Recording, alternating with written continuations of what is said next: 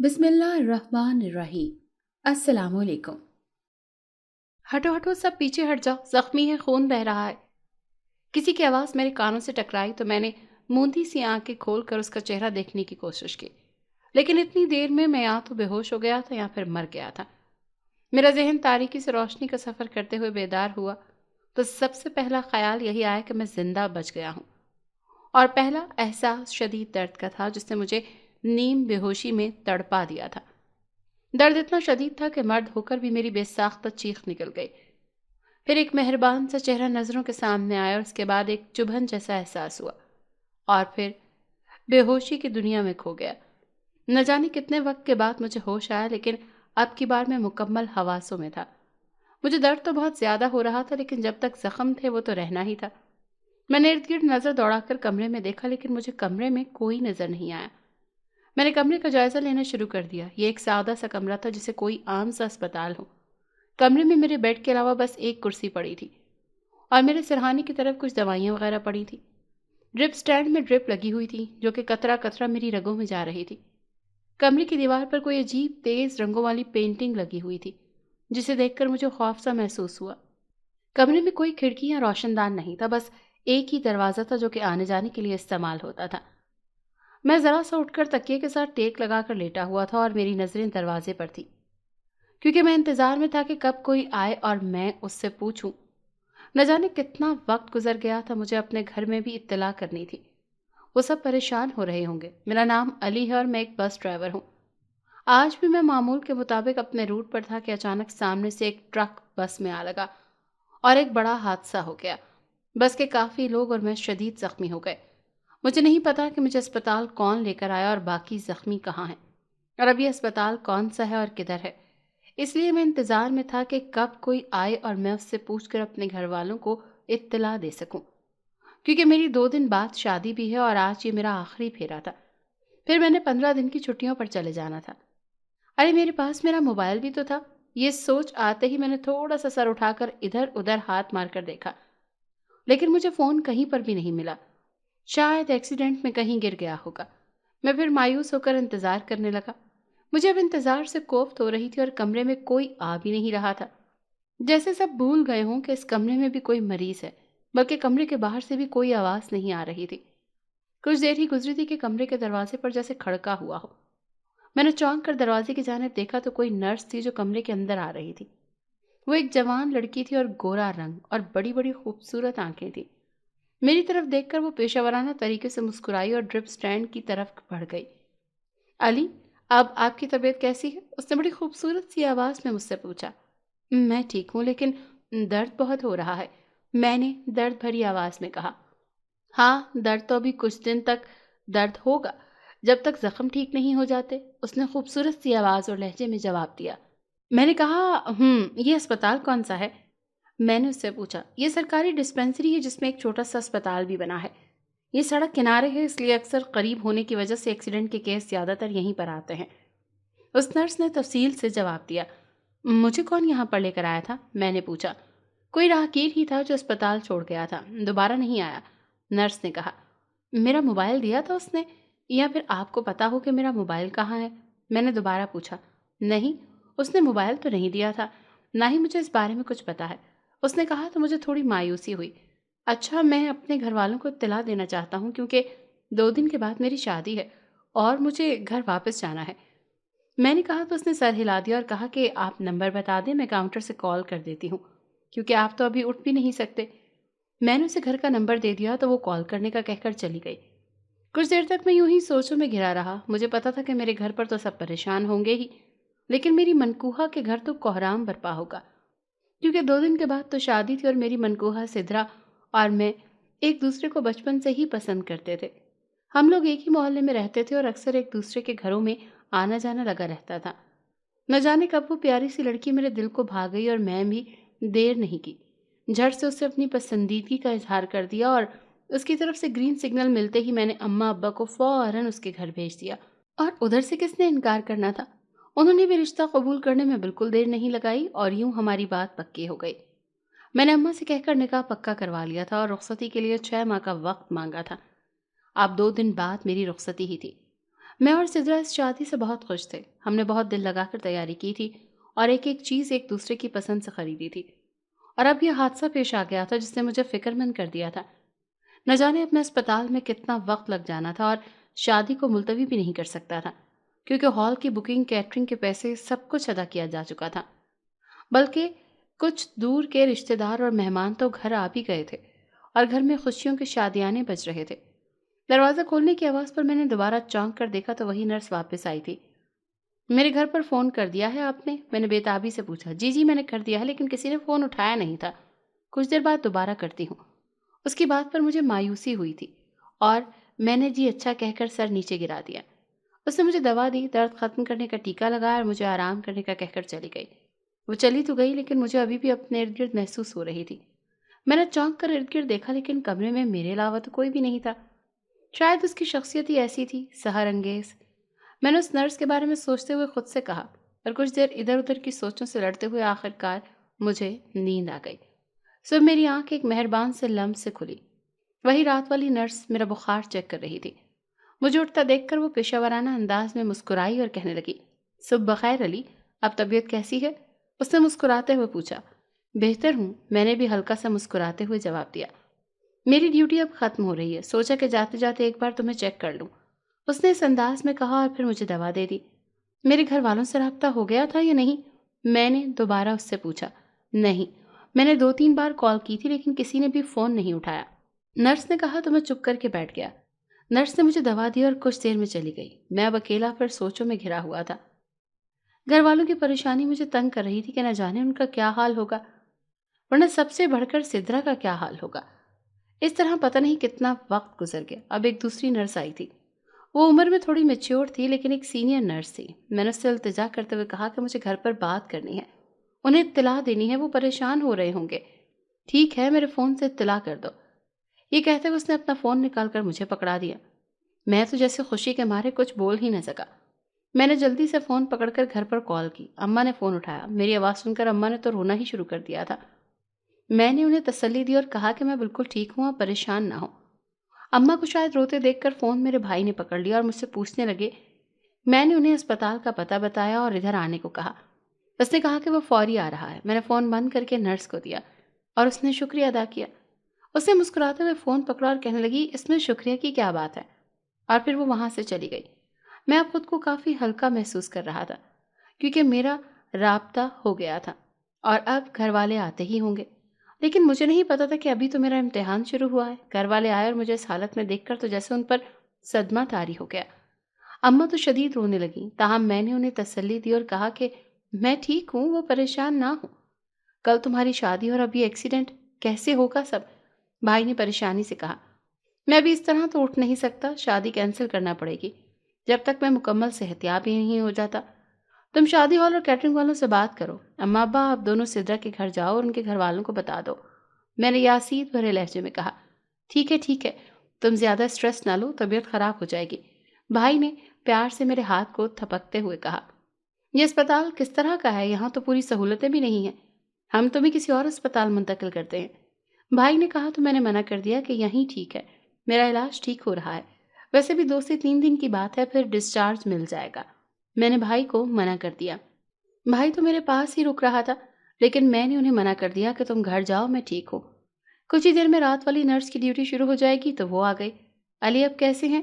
اس نے اسی مسکراہٹ سے پوچھا۔ میں ٹھیک ہوں، آپ کیسی ہیں؟ جواب میں نے بھی حال دریافت کیا تو وہ مسکرا دی۔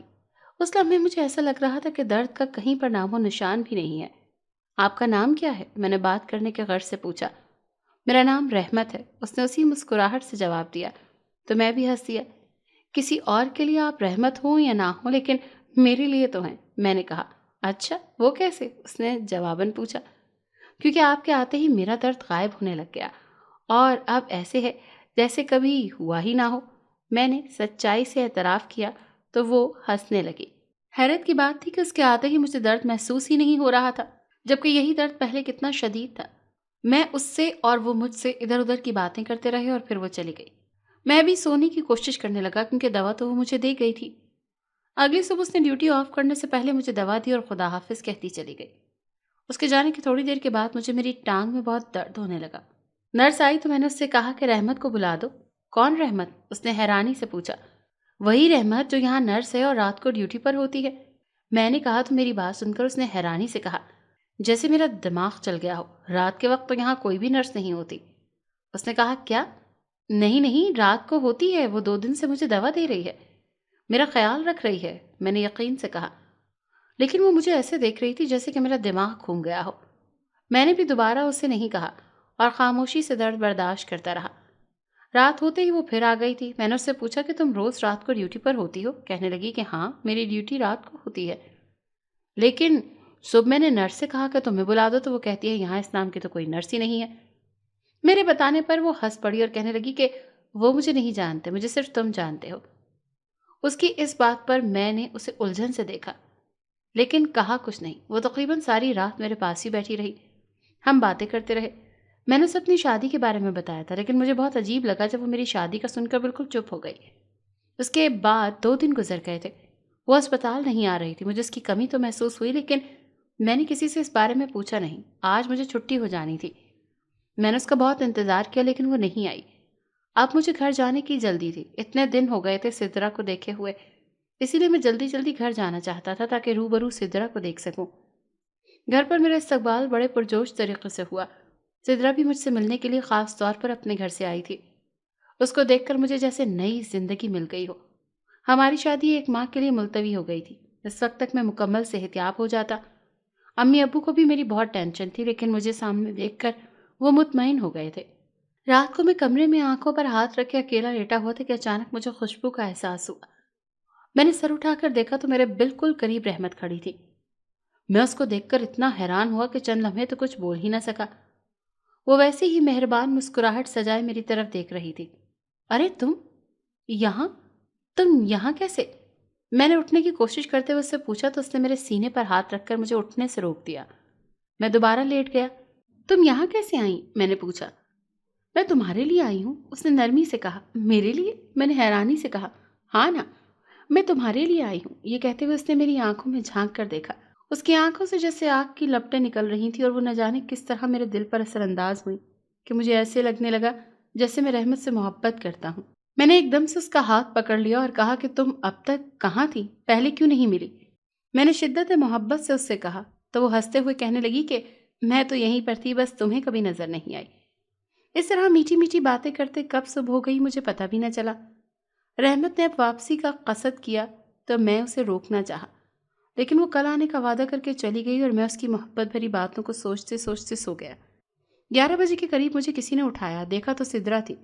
वो मेरे लिए नाश्ता लेकर आई थी। घर में और कोई नहीं था। जो नाश्ता तुम लेकर आई हो? मैंने उसे ज़रा गुस्से में कहा। नहीं तो, घर में तो सभी हैं, बस मेरा दिल चाह रहा था कि मैं खुद तुम्हारे लिए नाश्ता बनाकर लेकर जाऊं। सिद्रा ने सादा से अंदाज में कहा। आइंदा ये जहमत मत करना। मैंने रूखे अंदाज में कहा तो वो हैरानी से मेरी तरफ देखने लगी। तुम नाराज हो मुझसे? उसने सीने पे हाथ बांधते हुए मुझसे पूछा। नहीं तो, मैंने क्यों नाराज होना? मैंने जवाब देकर नाश्ता करना शुरू कर दिया। वो कुछ देर मुझे देखती रही और फिर चली गई। मैं आराम से नाश्ते में मगन रहा। मुझे रात का इंतजार था जब रहमत ने आना था। रहमत थोड़ा जल्दी आ गई। हम फिर बातों में मगन हो गए। कुछ देर बाद मेरे कमरे का दरवाज़ा खटका। अम्मी दूध लेकर आई थी कि मैं पी लूँ। तुम इस वक्त किससे बातें कर रहे हो? अम्मी ने इधर उधर देखते हुए मुझसे पूछा। मैं रहमत से बात कर रहा हूँ, मैंने जवाब दिया। रहमत? कौन रहमत? अम्मी ने पूछा। ये देखें तो, सामने बैठी हुई है, मैंने इशारा करते हुए कहा।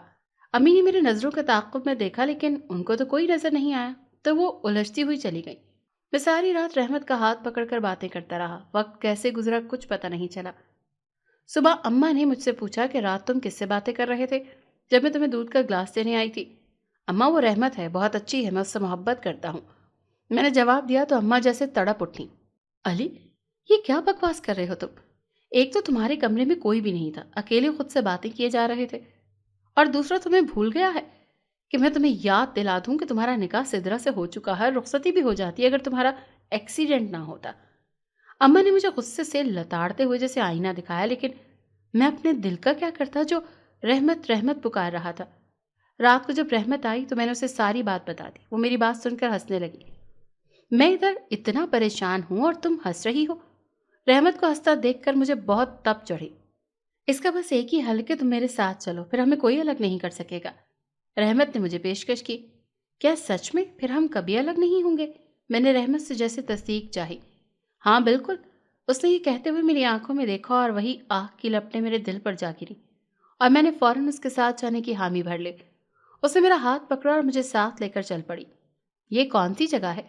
میں نے ارد گرد نظر دوڑا کر پوچھا۔ یہ میرا گھر ہے، میرا علاقہ ہے، رحمت نے جواب دیا، اور اب ہم یہیں رہیں گے۔ رحمت نے کہا تو میں نے جیسے نہال ہی ہو گیا۔ صبح جب اماں نے دیکھا کہ میں کمرے میں نہیں ہوں تو انہوں نے ادھر ادھر گھر میں ہر طرف دیکھا، کیونکہ میں زخمی تھا اور باہر تو جا نہیں سکتا تھا، اسی لیے اماں کا خیال تھا کہ گھر میں ہی کہیں ہوں گا۔ لیکن جب میں کہیں پہ بھی نہیں ملا تو اماں نے رونا شروع کر دیا۔ ابا اور بھائی بھی پریشان ہو گئے اور ادھر ادھر محلے میں ہر جگہ مجھے ڈھونڈنا شروع کر دیا، لیکن میں کہیں سے نہ ملا۔ سدرا کے گھر والوں کو بھی اطلاع ہو گئی تھی، وہ لوگ بھی پریشان ہو گئے تھے، لیکن ابھی کچھ بھی کرنے سے قاصر تھے۔ اس نے تم سے کچھ کہا ہو یا کوئی بات کی ہو، کہیں جانے کا کہا ہو؟ ابا اماں سے پوچھ رہے تھے۔ نہیں، ایسا تو کچھ نہیں کہا، اسے بس ایک دن کمرے میں اکیلا بیٹھا باتیں کر رہا تھا اس دن، تو میں نے پوچھا کہ کس سے باتیں کر رہے ہو، تو کہنے لگا رحمت سے کر رہا ہوں، مجھے اس سے شادی کرنی ہے، میں اس سے محبت کرتا ہوں۔ اماں نے تفصیل سے بتایا تو ابا کچھ سوچنے لگے۔ اچھا تم ٹینشن نہ لو، میں اسے ڈھونڈتا ہوں۔ ابا اماں کو تسلی دے کر چلے گئے۔ ابا نے علاقے کے ایک بزرگ کو ساری بات بتائی اور ان سے کہا کہ ذرا حساب لگا کر معاملہ تو واضح کریں۔ ان بزرگ نے ابا سے کل آنے کا کہا، اور اگلے دن ابا جب دوبارہ گئے تو انہوں نے بتایا کہ تمہارا شک ٹھیک ہے، وہ لڑکا واقعی کسی جنزادی کے زیر اثر ہے اور اب اسی کے علاقے میں ہے۔ ابا یہ سن کر بہت پریشان ہوئے اور بزرگ کی منتیں واسطے کیے کہ میرا بیٹا صحیح سلامت واپس لا دے، میں ساری زندگی آپ کا غلام رہوں گا۔ ابا کے واسطوں پر بزرگ نے ان سے کہا کہ وہ فکر نہ کریں، میں پوری کوشش کروں گا کہ علی کو صحیح سلامت واپس لے آؤں۔ ابا نے ان کا شکریہ ادا کر کے گھر آ گئے۔ اگلے دن ابا کو ان بزرگ کا پیغام ملا تو ابا دوڑے ہوئے ان کی طرف گئے۔ آپ کا پیغام ملا تھا بابا جی، ابا نے عقیدت سے کہا۔ ہاں ہاں غلام فرید، وہ میں نے اس لیے بلایا تھا کہ مجھے اپنے گھر لے چلو جہاں سے بچہ غائب ہوا ہے، ابا جی نے کہا، تو ابا جی انہیں اپنے ساتھ لے آئے اور میرے کمرے میں لے گئے۔ بابا جی نے میرے کمرے کا مکمل جائزہ لیا اور ساتھ ساتھ پڑھائی بھی کرتے رہے، لیکن انہوں نے کمرے میں کوئی بات نہیں کی بلکہ ابا کو واپس اپنے ڈیرے پر لے گئے۔ ابا کی خاموشی سے بہت پریشان ہو گئے تھے۔ کیا ہوا بابا جی، آپ چپ کیوں ہیں؟ آپ نے کچھ بتایا بھی نہیں۔ ابا کو تشویش پر بابا جی نے جو کہا وہ ابا کے ہوش اڑانے کے لیے کافی تھا۔ علی پر کوئی جنزادی عاشق ہو گئی ہے جو اسے اپنے ساتھ اپنے علاقے میں لے گئی ہے۔ ابا تو یہ سن کر جیسے ڈھہ گئے۔ اب کیا ہوگا بابا جی؟ میرا بیٹا، میرا علی کیسے واپس آئے گا؟ ابا نے روتے ہوئے پوچھا۔ تم فکر نہ کرو، میں کچھ سوچتا ہوں، بابا جی نے ابا کو تسلی دی۔ ابا نے گھر آ کر اماں کو ساری صورتحال سے آگاہ کیا تو اماں بھی یہ سن کر رونے لگی۔ اب ہم کیا کریں گے علی کے ابا؟ اماں نے روتے ہوئے ابا سے پوچھا۔ تم فکر نہ کرو، بابا جی کوئی نہ کوئی حل نکال لیں گے۔ ابا نے اماں کو تسلی دے دی تھی لیکن خود اندر سے بہت پریشان تھے۔ اگلے دن ابا پھر بابا جی کے پاس گئے اور ان سے پوچھا کہ اب ہمیں کیا کرنا چاہیے۔ بابا جی نے ابا سے کہا کہ وہ جنزادی علی کو اپنی محبت میں مبتلا کر کے لے گئی ہے، اب وہ صرف ایک ہی صورت میں واپس آئے گی۔ وہ کیا بابا جی؟ ابا نے جلدی سے پوچھا تو جو حل بابا جی نے بتایا وہ سن کر تو ابا کے ہوش اڑ گئے، لیکن اپنے بیٹی کے لیے ابا نے حامی بھر لی۔ بابا جی نے پانی کی بوتل دم کر کے دی کہ یہ علی کے کمرے میں چھڑکاؤ کرنا، اور ساتھ ہی ساتھ پڑھائی بھی بتائی کہ یہ بھی شروع کر دو۔ ابا نے گھر آ کر اماں کو ساری بات بتائی، لیکن ابا کی بات سن کر تو اماں بھی شش و پنج میں مبتلا ہو گئیں کہ نہ جانے وہ مانیں گے بھی کہ نہیں۔ تاہم اماں نے گھر میں پڑھائی شروع کر دی اور پانی کا چھڑکاؤ بھی کرنا شروع کر دیا۔ ابھی اس بات کو 2 دن بھی نہ گزرے تھے کہ اماں نہ جانے کیسے سلپ ہو گئی اور اماں کی شدید چوٹ آ گئی۔ اب اماں بستر پر تھیں اور ٹانگ پر پلاسٹر تھا۔ اماں کو اب کچھ دن اسی طرح بستر پر رہنا تھا۔ ابا نے بابا جی کو بتایا تو انہوں نے کہا کہ یہ اس جنزادی کا کام ہے، وہ نہیں چاہتی کہ اس کے کام میں کوئی رکاوٹ آئے، کیونکہ اماں کی پڑھائی سے وہ تنگ ہو رہی تھی، اسی لیے اس نے اماں کو دھکا دے دیا اور اماں بستر کی ہو کر رہ گئی۔ بابا جی نے ابا سے کہا کہ جو حل میں نے بتایا اسے جلد از جلد کرو، یہ نہ ہو کہ تمہارے باقی گھر والوں کو بھی نقصان پہنچے۔ ابا کا فکر اور پریشانی کے مارے برا حال تھا، لیکن ابھی کچھ کر نہیں سکتے تھے۔ اس رات میرے کمرے سے پھر آوازیں آ رہی تھیں۔ ابا نے سنا کہ میں اور رحمت باتیں کر رہے ہیں۔ ابا بہت خوفزدہ ہو گئے اور صبح ہوتے ہی بابا جی کے پاس چلے گئے اور انہیں بتایا۔ بابا جی نے کہا وہ جنزاتی بہت طاقتور ہے، ہمیں اس کی طاقت کے مطابق ہی اس کا توڑ کرنا ہوگا، ورنہ علی کبھی بھی واپس نہیں آ سکتا۔ بابا جی کے یہ کہنے کی دیر تھی کہ ابا تڑپ اٹھے۔ نہیں نہیں بابا جی، مجھے میرا بیٹا ہر قیمت پر واپس چاہیے۔ ابا نے کہا تو بابا جی کہنے لگے کہ ٹھیک ہے، پھر جو میں نے کہا ہے وہ کرو۔ अब्बा बेबसी से बाबा को देखते रह गए। अम्मा तो अभी बिस्तर पर ही थीं, इसीलिए अब्बा अम्मा को बताकर खुद ही सिद्रा के घर की तरफ चल पड़े। सिद्रा के घर में अब्बा का खुशदिली से इस्तकबाल किया गया। मैं आज एक बहुत ख़ास बात करने आया हूँ और मेहरबानी करके मेरी बात गौर से और सब्र से सुनिएगा। अब्बा ने अभी इतना ही कहा था कि सिद्रा के अब्बा बोल पड़े, भाई साहब सब खैरियत है ना? सिद्रा के अब्बा की तशवीश पर अब्बा बोले, जी जी सब खैरियत है, बस आपको पता ही है कि अली गायब है और उसे एक जिनजादी ले गई है। उसके लिए बाबाजी ने एक हल बताया है। अब्बा इतना कहकर खामोश हो गए। वो हल क्या है भाई साहब? सिद्रा की अम्मी ने पूछा। बाबा ने कहा कि उस जिनजादी ने अली को अपनी मोहब्बत का असीर किया है। अब अली तभी वापस आएगा जब कोई उसे उस जिनजादी से भी ज्यादा मोहब्बत से बुलाएगा। और सिद्रा तो वैसे भी उसकी मनकूहा है, तो मेरी आपसे इल्तिजा है कि सिद्रा को ये काम करने दें, मेरा बेटा वापस आ जाएगा। ये कहते हुए अब्बा ने अपने दोनों हाथ सिद्रा के अम्मा अब्बा के आगे जोड़ दिए। सिद्रा के अब्बा ने जल्दी से उठकर अब्बा को अपने साथ लगा लिया और कहने लगे, भाई साहब आप शर्मिंदा न करें, सिद्रा आपकी भी बेटी है, आप इसे हक जताकर भी ले जा सकते हैं। सिद्रा के अब्बा के मान जाने पर अब्बा बहुत खुश हुए और कहने लगे कि बस एक कबाहत है कि जब तक ये अमल जारी रहेगा सिद्रा को हमारे घर पर रहना होगा, क्योंकि अली घर से गायब हुआ है तो ये अमल वहीं से करना होगा। अब्बा की इस बात पर वो कुछ देर के लिए खामोश होकर फिर कहने लगे, ठीक है भाई साहब, सिद्रा ने वैसे भी तो उस घर में ही जाना है, तो ठीक है, ऐसे ही सही। अब्बा को तो जैसे नई जिंदगी मिल गई थी। वो उसी वक्त सिद्रा को लेकर घर आ गए थे। अम्मा भी सिद्रा को देखकर बहुत खुश हो गई थी। अब्बा ने बाबा जी को इत्तला दे दी थी कि सिद्रा घर आ गई है। बाबा जी ने कहा ठीक है, फिर वो वहीं पढ़ाई शुरू कर दे जो पहले शुरू की थी, और कमरों में पानी का छिड़काव भी करती रहे। बाकी इस जुमेरात उसे मेरे पास लेकर आना, मैं अगला अमल करूंगा। बाबा जी हिदायत के मुताबिक ही सिद्रा को सब कुछ समझाया और सिद्रा ने उसी तरह अमल शुरू कर दिया। लेकिन सिद्रा उसी रात सिद्रा की तबीयत काफ़ी ख़राब हो गई। हुआ यूं कि जैसे ही सिद्रा ने पढ़ाई ख़त्म की तो कमरों में छिड़काव शुरू किया, लेकिन जैसे ही वो कमरे में आई उसका सांस बंद होने लगा। उसे ऐसे लग रहा था जैसे उसका कोई गला दबा रहा हो। वो दोनों हाथों से अपने आप को छुड़ाने की कोशिश कर रही थी। कुछ देर में जब उसे लगा कि वो मरने वाली है तो उसे छोड़ दिया गया। सिद्रा बेसुध होकर ज़मीन पर गिर गई। वो तो जब सिद्रा को ज़्यादा वक्त लग गया तो अब्बा उसे देखने के लिए आए।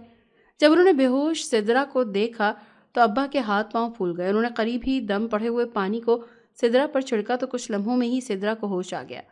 बेटा तुम्हें क्या हुआ है? अब्बा ने फिक्रमंदी से पूछा तो सिद्रा ने अब्बा को सारी बात तफसील से बता दी, जिसे सुनकर अब्बा बहुत परेशान हो गए, क्योंकि वो नहीं चाहते थे कि सिद्रा को किसी भी किस्म का नुकसान पहुंचे। इसीलिए अब्बा सुबह होते ही बाबा जी के पास गए और उन्हें बताया कि रात सिद्रा पर जानलेवा हमला हुआ है। बाबा जी ने सारी बात सुनकर कहा कि वो जिनजादी नहीं चाहती कि सिद्रा ये अमल करे, इसीलिए उसने सिद्रा पर हमला किया है। उसे डर है कि अगर सिद्रा के अमल करने से अली वापस चला गया तो वो अपनी मोहब्बत में नाकाम हो जाएगी। बाबा जी की बात सुनकर अब्बा जी ने कहा, लेकिन फिर अब क्या किया जाए? इस तरह तो मैं सिद्रा की जान को खतरे में नहीं डाल सकता। अब्बा की बात पर बाबा जी सोच में पड़ गए और फिर एक तावीज़ अब्बा को दिया कि ये सिद्रा के गले में डाल देना और जुमेरात को सिद्रा को लेकर आना। अब्बा जी ने बाबा जी से तावीज़ लिया और घर आ गए। अब्बा ने सिद्रा को तावीज़ दे दिया कि इसे पहन लो और कभी ना उतारना जब तक कि बाबा जी खुद ना कहें। 2 दिन खैरियत से गुजर गए। आज जुमेरात थी। अब्बा सिद्रा को लेकर बाबा जी के पास चले गए। बाबा जी अपना कोई अमल करने में मसरूफ़ थे, इसीलिए अब्बा को कुछ इंतज़ार करना पड़ा। जब बाबा जी फारिग हुए तो अब्बा जी ने कहा कि मैं सिद्रा को ले आया हूँ, अब आगे क्या करना होगा?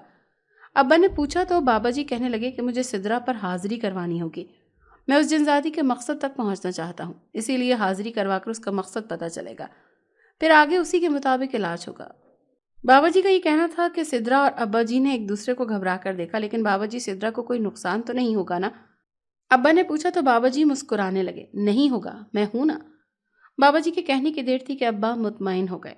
उसके बाद बाबा जी ने अपने सामने एक तरफ सिद्रा को बैठने का कहा और साथ ही सिद्रा से कहा कि वो आंखें बंद कर ले।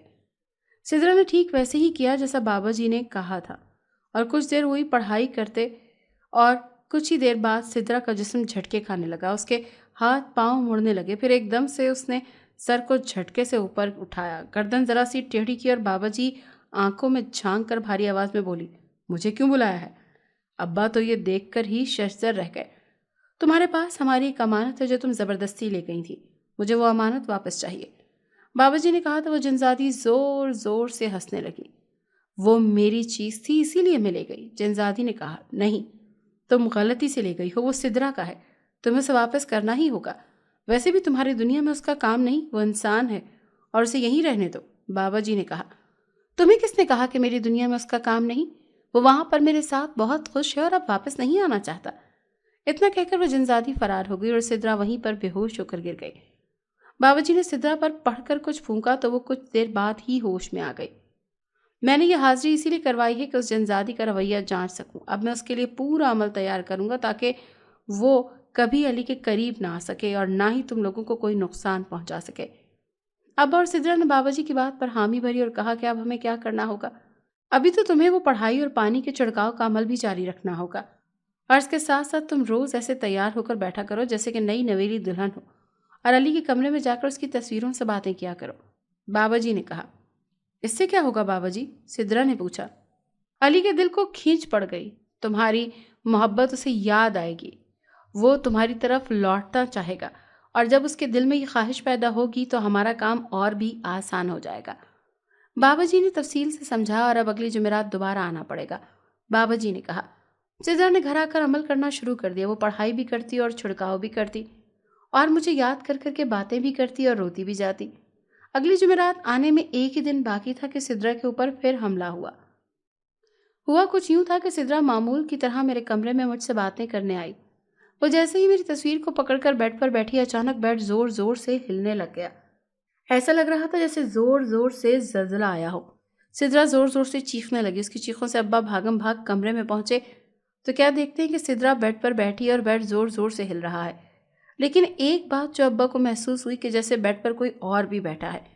بیڈ کا فوم اس طرف سے تھوڑا دبا ہوا تھا، جیسے کسی کے بیٹھنے سے دب جاتا ہے۔ ابا تھوڑا خوفزدہ ہو گئے، لیکن کچھ دیر کے بعد بیڈ خود ہی رک گیا۔ سدرا جلدی سے نیچے اتر گئی۔ ابا مجھے بہت ڈر لگ رہا ہے، سدرا نے خوف سے بھری آواز میں کہا۔ نہیں بیٹا نہیں، تم نے ڈرنا نہیں ہے، تم ڈر گئی تو علی کو واپس کون لے کر آئے گا؟ ابا کی بات پر سدرا نے سر ہلا دیا۔ اگلے دن جمعرات تھی تو ابا سدرا کو لے کر بابا جی کے پاس آ گئے۔ بابا جی نے پھر سدرا کو ایک مخصوص جگہ پر بٹھا دیا اور عمل شروع کر دیا۔ سدرا پر آج حاضری تو نہیں کروانی تھی، لیکن یہ عمل سدرا کے بغیر بھی ممکن نہیں ہونا تھا۔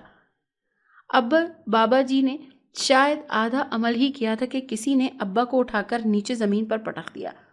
ابا درد سے کراہنے لگے اور سدرا خوف سے چلانے لگی۔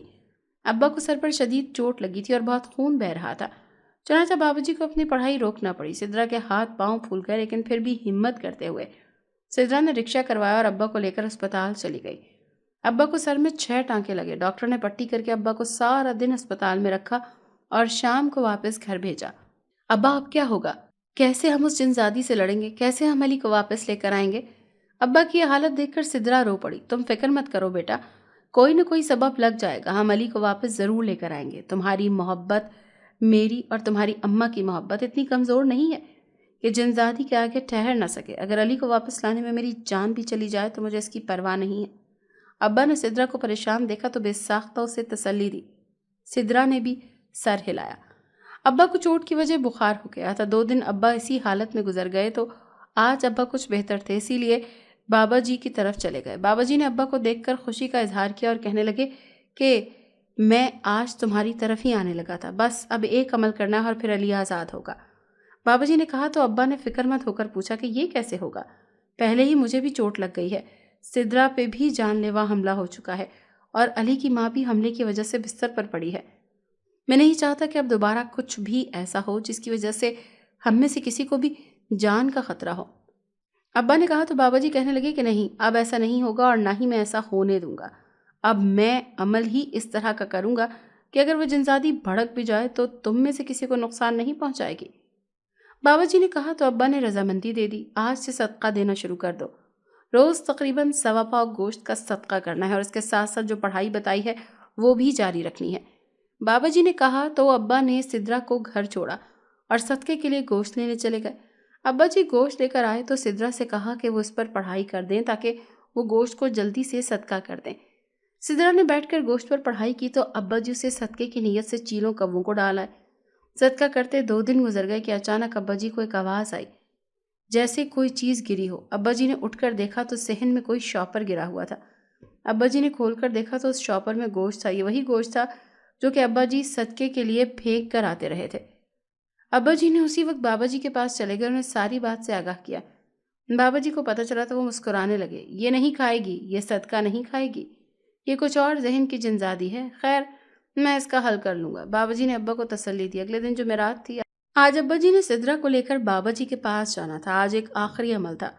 بابا جی نے پہلے ہی سدرا سے کہہ دیا تھا کہ اسے ایک لال رنگ کا سوٹ پہن کر آنا ہے، ساتھ ہی دونوں ہاتھوں میں بھر بھر کر چوڑیاں پہننی ہیں، مہندی لگانی ہے اور اس طرح سے تیار ہو کر آنا ہے جیسے سہاگنیں تیار ہوتی ہیں۔ سدرا بابا جی کی ہدایت کے مطابق ایسے ہی تیار ہو کر آئی تھی۔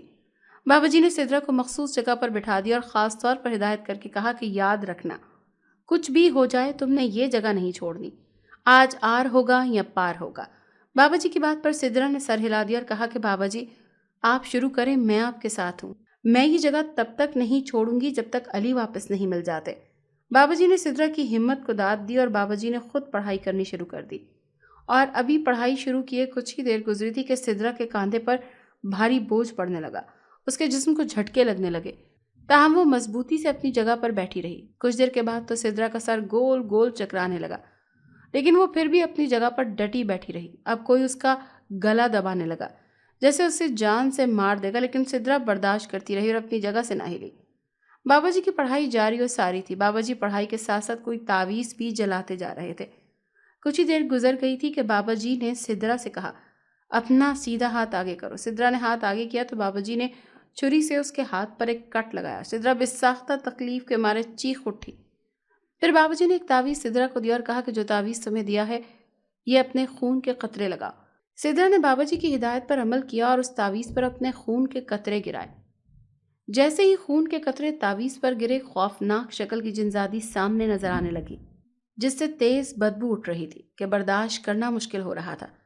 اس کی آنکھیں انڈوں جیسی سفید تھیں اور ہونٹوں پر لال رنگ لگا ہوا تھا۔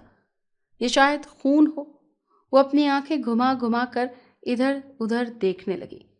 سدرا کو تو مانو جیسے دل مٹھی میں آ گیا۔ وہ خوفزدہ نظروں سے اسے دیکھنے لگی۔ تم کیوں میرے پیچھے پڑ گئے ہو؟ میں نے کہا تھا نا کہ علی اب واپس نہیں آنا چاہتا، تو کیوں اسے واپس بلا رہے ہو؟ وہ خوفناک جنزادی تیز چلاتی ہوئی آواز میں بابا جی سے کہنے لگی، علی تمہاری دنیا کا نہیں ہے، وہ اس دنیا کا ہے۔ اسے چھوڑ دو اور واپس بھیج دو، ورنہ میں تمہیں نہ اس دنیا میں چھوڑوں گا اور نہ ہی اس دنیا میں۔ بابا جی نے غضبناک ہو کر کہا، لیکن اس بات کی کیا گارنٹی ہے کہ اگر میں علی کو چھوڑ دوں تو تم مجھے جانے دو گے؟ جنزادی نے پوچھا تو بابا جی نے کہا کہ اگر تم علی کو چھوڑ دو گی تو میں تمہیں کچھ نہیں کہوں گا، لیکن اگر تم نہ مانی تو میں تمہیں جلا کر بھسم کر دوں گا۔ بابا جی کی بات پر جنزادی خوفزدہ نظروں سے اسے دیکھنے لگی۔ بابا جی نے دیکھا کہ وہ کوئی جواب نہیں دے رہی تو بابا جی نے دوبارہ سدرا سے کہا کہ اس تعویذ پر خون کے قطرے گراؤ۔ سدرا نے ایسے ہی کیا اور جیسے وہ جنزادی تڑپ اٹھی، تکلیف کی شدت سے وہ چلانے لگی، ٹھیک ہے مجھے منظور ہے، میں علی کو چھوڑ دیتی ہوں۔ اتنا کہنا تھا کہ بابا جی مسکرانے لگے۔ ٹھیک ہے، علی کو چھوڑ دو، میں تمہیں چھوڑ دوں گا۔ بابا جی نے کہا، علی تمہیں وہیں سے ملے گا جہاں سے کھویا تھا۔ جنزادی نے کہا تو بابا جی نے شک بھری نظروں سے اس کی طرف دیکھا۔ نہیں، میں سچ کہہ رہی ہوں، علی وہیں پہ ملے گا۔ جنزادی نے جلدی سے کہا کہ کہیں بابا جی دوبارہ عمل شروع نہ کر دیں۔ ٹھیک ہے، تو پھر تم جاؤ اور یاد رکھنا کہ اگر تمہاری بات جھوٹی ہوئی یا تم نے دوبارہ علی کا پیچھا کیا تو مجھ سے برا کوئی نہیں ہوگا، میں تمہیں کہیں کا نہیں چھوڑوں گا۔ بابا جی نے کہا تو جنزادی نے اس سے وعدہ کیا اور چیختی چلاتی چلی گئی۔ سدرا کی حالت خراب تھی لیکن اسے علی کے ملنے کی خوشی تھی، اسی لیے وہ جلدی سے گھر جانا چاہتی تھی تاکہ علی کو اپنی آنکھوں کے سامنے دیکھ کر یہ یقین کر سکے۔ سدرا بھاگم بھاگ گھر پہنچی اور سیدھی میرے کمرے میں آئی۔ میں اپنے کمرے میں آرام سے بیڈ پر سویا ہوا تھا۔ وہ مجھے دیکھ کر خوشی سے نہال ہو گئی اور اماں ابا کو بتانے بھاگی۔ سب نے بے ساختہ اللہ کا شکر ادا کیا اور سدرا کو بہت سی دعائیں دی جس کی وجہ سے اور جس کی محبت کی بدولت آج میں اپنے گھر میں کھڑا تھا۔ میں جب سو کر اٹھا تو مجھے کچھ بھی یاد نہیں تھا۔ ان سب باتوں کا علم بھی گھر والوں کی بدولت ہوا۔ سدرا مجھے اپنی محبت پر فخر ہوا کہ کس طرح سدرا نے اپنی جان جوخم میں ڈال کر مجھے نئی زندگی دی۔ لیکن یہ بات ابھی یہیں پر ختم نہیں ہوئی تھی، بلکہ بابا جی کی ہدایت کے مطابق سدرا کو ہر جمعرات تعویذ پر خون ٹپکا کر اس تعویذ کو جلانا تھا، اور یہ عمل سدرا کو 21 جمعرات تک کرنا تھا، اور ساتھ ہی ساتھ روز پڑھائی اور مجھ پر دم کیے ہوئے پانی کا چھڑکاؤ بھی کرنا تھا۔